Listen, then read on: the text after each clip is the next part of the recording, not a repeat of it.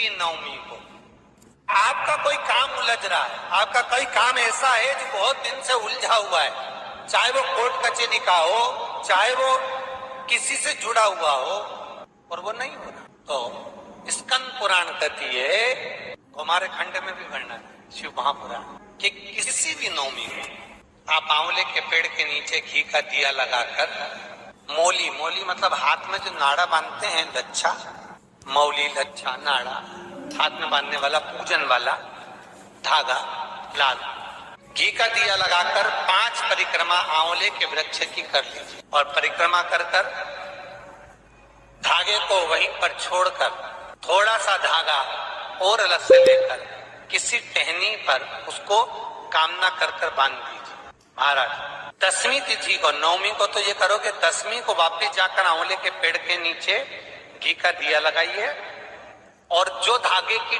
आपने टहनी पर जो धागा बांधा है उसको खोल कर ले आइए, अपने हाथ पर बांधकर उसी धागे को पहनकर अपने काम के लिए निकल जाइए, आपको सफलता प्राप्त हो जाए। स्कंद पुराण में आंवले के वृक्ष का बड़ा महत्व है।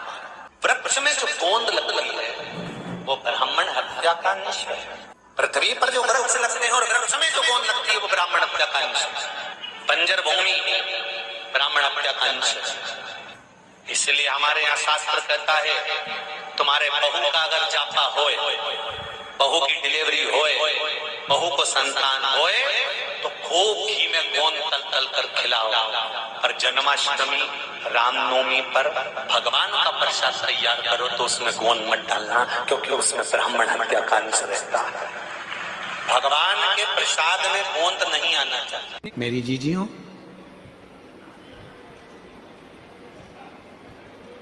कभी कभी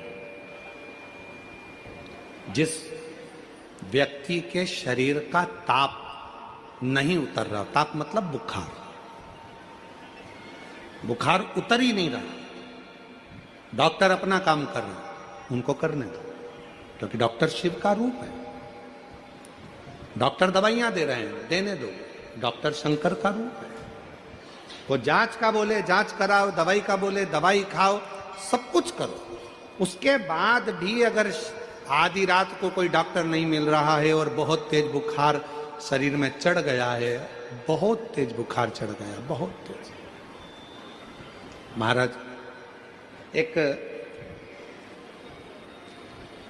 यदि बहुत तेज बुखार चढ़ गया है और उतर ही नहीं रहा, और उस समय पर कोई अपने दवाई भी दे दी, सब कुछ कर लिया, पर फिर भी वो बुखार उतरने को तैयार नहीं, तो अपने ही घर में जो भी शंकर का शिवलिंग हो, जो भी शिवलिंग, उसको तुरंत एक पात्र में रख लीजिए, और हाथ में 2 कटोरी में या 2 पात्र में जल ले लीजिए, और भगवान शंकर का नटराज रूप का दर्शन करिए।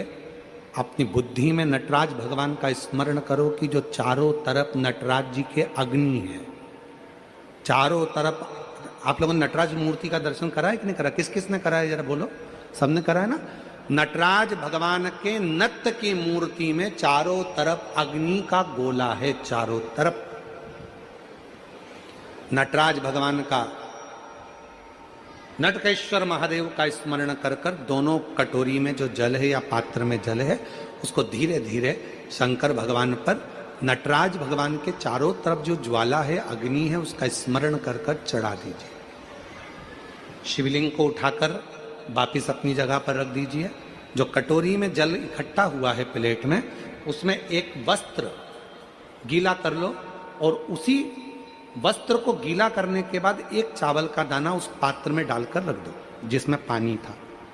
उस वस्त्र को गीला कर कर उस बच्चे के पूरे शरीर पर 3 बार, या जिसको भी बुखार हो, महिला पुरुष, उसके शरीर को 3 बार, आधे घंटे के अंदर 3 बार उसको धीरे धीरे धीरे धीरे नटराज भगवान का स्मरण कर कर, नटकेश्वर महादेव का स्मरण कर कर उसको पोंछ दीजिए। 7 से 8 मिनट के अंदर उसका बुखार पूरा उतरना प्रारंभ हो जाता है।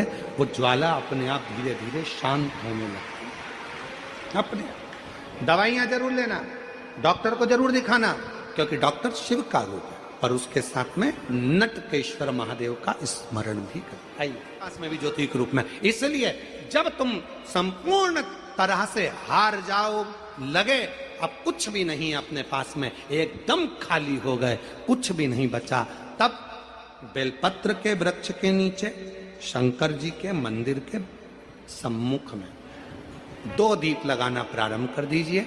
एक लंबी बाती का दीप, एक गोल बाती का दीप, एक शक्ति का, एक शिव का, दोनों दीप घी के दोनों सामने रखो, बाबा को प्रार्थना करो।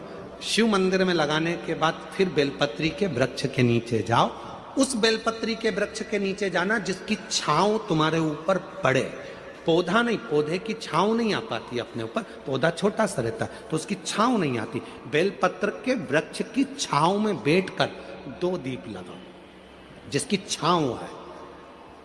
2 महीना नियम ले लो, शाम के समय पर दिन भर मेहनत करूंगा, परिश्रम करूंगा, अपने व्यापार को बढ़ाऊंगा, कर्म करूंगा, मेहनत करूंगा, और शाम को प्रदोष काल में मेरे घर का कोई भी व्यक्ति जाएगा, शिव मंदिर में 2 दीप और बेलपत्र के वृक्ष के नीचे 2 दीप लगाएगा। 2 महीना इंतजार करना, मेरा बाबा हाथ पकड़कर तुम्हें ऐसा दौड़ाएगा कि शिव अपने आप करुणा करने लगेगा। और मेरी जीजियों, मेरे जीजाओं, मेरी बेटियों, बेटाओं, मेरे बुजुर्ग माँ बाप, याद रखना, बेटा अगर गलत संगत में जा रहा है, पति गलत संगत में जा रहा है, बेटियां अगर कहीं गलत संगत में जा रही हैं, परिवार गलत लाइन पर जा रहा है, अगर इन सबको तुम्हें सतमार्ग की ओर लेकर जाना है, सही मार्ग की ओर लेकर जाना है, तो अपने घर से 1 लोटा जल ले जाकर शिव को चढ़ाना प्रारंभ करो।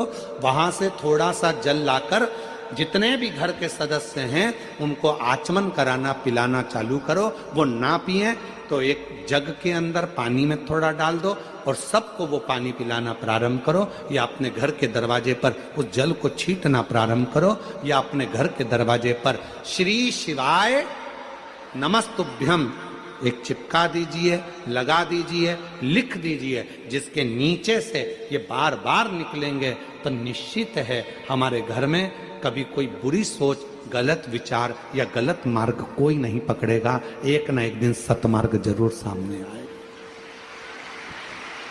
एक ना एक दिन सतमार्ग आएगा। बस थोड़ा सा प्रयास, थोड़ा सा बल। शंकर भगवान का 1 लोटा जल सारी समस्या का हल। एक पत्र है, अच्छा है, ऐसा नीला कलर का पुष्प होता है, देखो छोटा है थोड़ा हमारे हाथ में, ये फूल का बेटा है, ठीक है, पूरा फूल नहीं है, ठीक है, फूल का बेटा है ये छोटा सा। अच्छा दिख रहा है, काय आस्था वालों दिखाओ तो सही, दिखाओ जरा बाजू में, और थोड़ा सा पास कर दो तो सबको नजर आ जाएगा, ठीक गया। शंख पुष्पी,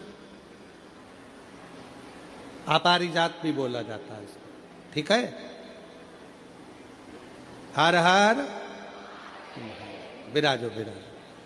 तो एक पुष्प अपन कहते हैं, हमारे भगवान देवादिदेव महादेव को, भगवान शंकर को बड़ा प्रिय है ये पुष्प। अब किसी से पूछा जाए, आप कह रहे हो कि शंकर भगवान को ये नीला फूल, ये शंख पुष्पी भगवान शिव को इतनी प्रिय क्यों है, भगवान शंकर को इतनी प्रियता क्यों है, कोई से पूछे तो वो बताए चाहे ना बताए, पर शिव महापुराण का संवाद कर